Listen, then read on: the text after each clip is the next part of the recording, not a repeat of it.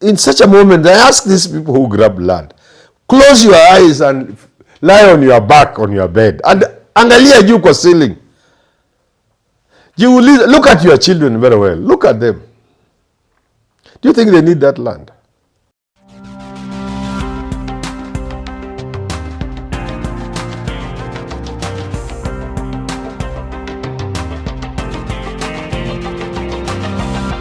Great to see you. Hello there and welcome to Herman Manyora's YouTube channel. My name is Jedel Kabra. I'm so glad that you've joined us once again for our political conversations on politics and policies, hoping that our leaders can make informed decisions. I'm here with Herman Manyora. Great to see you. How are you doing today?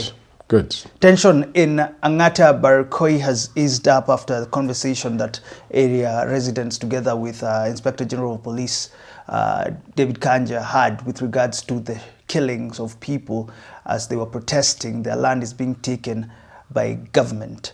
I want to get your views, first of all, when you look at MP Ngeno going confronting these officers. Have we just lost humanity? Is this what we are seeing in the country? I think there's something terribly wrong in this country. The moment people paid by taxes use guns bought by our taxes to shoot us, then we've lost it. It can't get worse than that. If a policeman can use live bullet, not to immobilize, but to kill, we've lost it. What has changed? Or is this the way things have always been? I was listening to Aaron Cheriot, Senate Majority Leader, and he was saying before, police officers couldn't just shoot someone in the head. This is what we also saw with the BBC documentary. He's saying before, people were just being shot in the feet, just immobilizing people if things get so tough. Have things changed, or are our police officers being trained differently? How would you comment about that? I don't want to blame the police, because I've said repeatedly, there's no way a policeman can just happen on a scene, get a gun and shoot a Kenyan. It's not possible. They must be acting on instructions. Shoot to kill. They must be reading the instructions. We have had the police being told to shoot to kill, haven't we had? The moment you politicize the security sector, you are getting into trouble, and that's where we are today. Because when the politicians use the police to clamp down on demonstrators, on riots, and to do so with maximum force, beyond acceptable force, and to use live bullets, as we have seen the Blood Parliament from BBC, as we saw last year. BBC is just a reminder of what we saw. And that is not the first time. And it has not started with this regime. It has been there. The moment those in power misuse the police for their own purposes, it can't stop. And it will just go on and go on. What's next after that? There's this video of this man who's talking to IG Kanja in that meeting, and he's saying, either nyinyi muende, ama sisi tuwe polisi. Takuwa maneno mbili. Tuende au tuanze kuwa polisi. Kwa taarifa kwangu, usichukue ya mtu mwingine. Naomba unisikilize kwa makini. Nielewe kwa makini. Wewe unasimamiwa polisi Kenya mzima. Alafu polisi ameua watu. Nimekuhesabia ya kwanza huko nani? Ya pili. Alafu jana 6 imekuwa. What is next after what we've seen? But that's where we're heading, and I've said it repeatedly. I've said something which you must allow me to repeat. Peace has no substitute. You cannot enjoy anything in the absence of peace. Even the president cannot enjoy his power if there's no peace, for all of us. But peace is more important to some people than to others. Those who have food from morning to evening, whose children go to good schools, either here or abroad, and live in the best places in this country, and wield power, they need peace more than us. We all need peace, but they need it more than us. So they should never politicize the security forces. And I've said this, that peace is only possible if the citizens of a country respect law and order. They respect authority. But there's one fundamental thing, which is what you are asking, what that person was saying, which governments must know, especially in the 21st century. The blind loyalty, the blind fear that people used to have has gone. People these days reason. They want to know, why are the police here? Was it necessary for the police to come? Would it not have been government of SARS, the provincial, the former, the interior people, the regional commissioner, county commissioner, the chiefs, the minister of lands, the surveyors, who are the right people to come? Those ones or the police? This is what Kenyans are now asking. And the problem with the 21st century is not just a reasoning population. Is the knowledge that is playing out, which was always there but never used to play out, that society is stronger than the state. That's what that person is saying. Society is stronger than the state. We only have so many policemen against such a huge population. We must accept to be policed. You see it? That's what the man is saying. We must accept. Government should not make it difficult for people to accept to be policed, to obey laws. These people you see can become animals in a minute. So the people in society, the people are stronger than the state, leave alone even the government. The state is more powerful than the government, okay? People are many times stronger than the government and the state put together. They all those. You can't have enough policemen to police Kenyans. Then you need, for everyone Kenyan, you need 2 policemen. Yeah. There are some like that Goliath. What do you call him? Goliath, Obungoma. Obungoma. You may need 10 of them, 10 policemen. So on average, this country may need 50 million policemen. Yeah. For government and state to have the power beyond us. There are those who argue police officers should say no when sent to certain tasks. It's easier said than done. That's the thing. The disciplined forces operate under a very tight regime where discipline is more important than any other thing. Amri. To argue that kuna amri mbaya kwa polisi ni ngumu sana.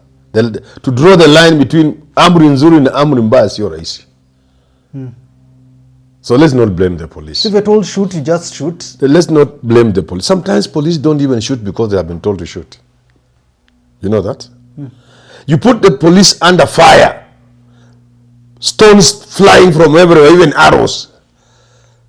They would shoot. So it is not the police to blame. I know we should arrest those policemen and charge them. Ili iwe funzo kwa wengine. Don't pull a trigger against your fellow man and kill. Yeah. But that's not solving the problem. The problem is to avoid situations where we send policemen, those kind of unnecessary situations that can be volatile. That the only thing open to a policeman is to shoot. Stones are flying, arrows are flying. What do? You will shoot. So if you listen to... So let's not just blame the police, those small policemen. Yeah. Let's blame the command. By now, the person who said go, even if he was told by office of the president or whoever, that man should be home. Before the policemen are charged. The man holding the command in that area. The police could not live without. That was a very sensitive assignment. It could not come from an OCS. I doubt. The person who told the OCS to go, that person by now should be home. Command. So listen to CS more comments, listen to... That's even how ICC operates. Are they the person with the highest command. Yeah, are they playing PR on us, telling us that it will be investigated? What are you investigating? I had somebody saying everything is done, is already there. I don't know, one of the people speaking there was saying, I don't know who it was. Usituambie mambo ya DCI, kila kitu imefanya, we know the people. But my fear is one, a breakdown in law and order. When the people feel they are never safe under the police and they take the law into their own hands, when the people begin to overpower the police, when the people begin to kill the police, because the people could kill the police, then where are we headed? We are no more security, we are no more country. That's my fear. My fear is to normalize brutalization of the police, not by the politicians. Because the politicians have already brutalized the police, debased the police, turned them into animals that are able to kill fellow human beings. But I'm saying when the populace, the general populace, the people of this country, begin to brutalize the police, then we know we have no country and we have no security. What is this thing about land?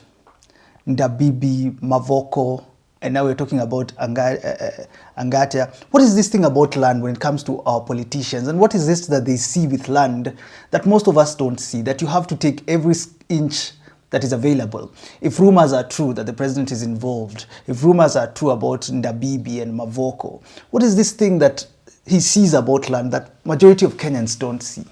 No, majority of Kenyans see. They may not have the power the people in power have. Everybody in this country thinks land is very important. We must move away from that. Because however much we like land, yeah. However much we want to have it, we're going to reach somewhere where there isn't any left for us to use in the manner we are using. We must bite the bullet. There was an attempt during the constitutional moment we had, but Kenyans could not accept. Land is not elastic. There's only so much land. There's only so much land. But the point you are raising, I know, of greed, it began at independence. That people in this country think they are successful if they have tracts of land which they don't even use. It is primitive accumulation, we have been told, but it's also primitive and stupid thinking. Why do you want land you don't use? But you know what? I tell these people, I'm sorry for them. So you have 10,000 acres of land. You don't even need it, first of all. But by you having it, Kenyans are dying of hunger. And every Sunday you have a Bible, you go to church. God's creature, God's people are dying because they have no food and they have nowhere, not because they are lazy, there's nowhere they can plant even half a kilogram of maize seed to get half a sack of maize, at least to be human beings for a month when they have food in the house. You have 10,000 acres you don't even use. People are dying and you are going to church. But I'm sorry for these people. Why? Because, and I'm challenging them to open their eyes and in their own, there are times if you are a man, I don't know about a woman, but I think that since I'm a man, I'm a traditional man. Yeah. A man does not always go to bed to sleep. You know that, eh? Yeah. There are moments of reflection for a man. There must be moments when you are in bed, you think about things beyond even the stomach. You think about life. You think about future. You think about your family. There are those moments for a man. They must also be there for a woman, as I believe. So in such a moment, I ask these people who grab land, close your eyes and lie on your back on your bed and angalia juu kwa ceiling. You will look at your children very well. Look at them. Do you think they need that land? Look at Uhuru's children, for example. Just look at them. Apart from one who looks like he may be a dynasty. Do you think people like Ngina and this other one who is a designer? Do you think that land Uhuru has means anything to them? Zero, nothing. If Uhuru wasn't there, these children may not even need that land. That's the sad reality, and I'm sorry for these people. I really feel sorry for them. I'm asking you, who has 15,000 acres and counting, one day, in your moments of peace and quiet, when Mama is snoring beside you, lie on your back and look in the ceiling and ask yourself, these 4 children I have, if I die today and Mama dies, do they really need this land? Do they look like they need the land? Because I have live examples. I have a first cousin of mine, he used to know her sister. She struggled so hard. She was working in Mombasa with her husband. They struggled so hard. And they bought land around Endebess. Unfortunately, they died. One died, then the other. So we told these children, these guys in this area can take this land. Kujeni mukae kwa hii shamba. At least one of you, since most of you are even jobless. Why can't you come and do some little fun? Or at least be keeping an eye on this land. They laughed. Tukuyafanya nini bara? Lini? Huku msituni huku. They have never gone back. I don't know whether the land is there. That is a micro example. But it applies to these big boys who are never tired of stealing land, of making Kenyans die over small parcels of land, and yet they have thousands upon thousands which they don't need. The sad reality for these people, and I'm sorry to have quoted Uhuru Kenyatta, because there are examples like that. There was one, I think, in Bangladesh or some Pakistan, one of those countries, where when the patriarch, and I think the patriarch died, the men who took over, I think he was just like Uhuru Kenyatta, after Kenyatta has died and the rest of those people, he just returned all the land to the people. I think it's Bangladesh or some one of those countries, can't remember, Pakistan or Bangladesh. Let me tell you, these young children we have, the Gen Zs and millennials, they don't look at the world the way we look at it. If you die today and leave them with 10,000 acres, they will not need that land. Maybe. Why are you stealing it? Finally, let's talk a little bit about politics then. Yes. This area occupied by the Kipsigis. Yes. And there's conversation too, we cannot avoid it, about the Kalenjins now being feeling offended by government. Yes. Will it have an effect on Ruto? Sometimes it does, but we are so tribal. It's like it is ingrained in our DNA.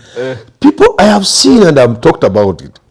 If you went to Nandi, I come from Nandi, okay, in terms of bordering them and spilling over, we have the other side, they are the other side. So we are just basically, I come from the part of Western where people are both Luya and Kalenjin, and sometimes to draw the distinction is very difficult. You know? Yeah. I was telling some young man, the family is my neighbor. I said, what? This is a Kalenjin, who and you are not, but we are neighbors. You know, the Choges and the rest of these people, all these Kinasali Koske and the rest, all these people are from our place. They speak both languages, all of them. Leave alone the boundary. I've been deep inside Kalenjin land. The anger you see people having against Ruto and the government, it is right there. And I've said it. The people are so angry with Ruto. But surely come 2027, they will vote for him because they are Kalenjin.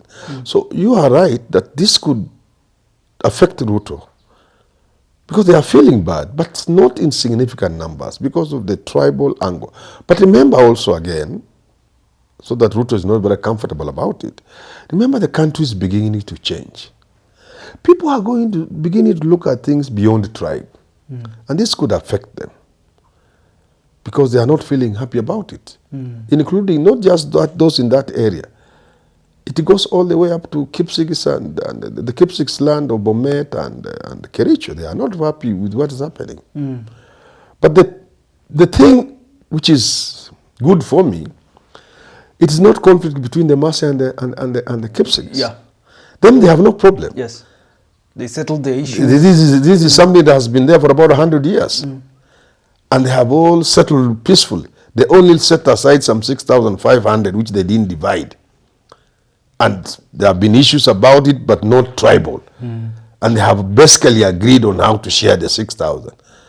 But somebody just comes from somewhere, here, and they want to take 3,000 or so of that. Yes. That's where the conflict should be. I'm not very sure. But I wouldn't be surprised.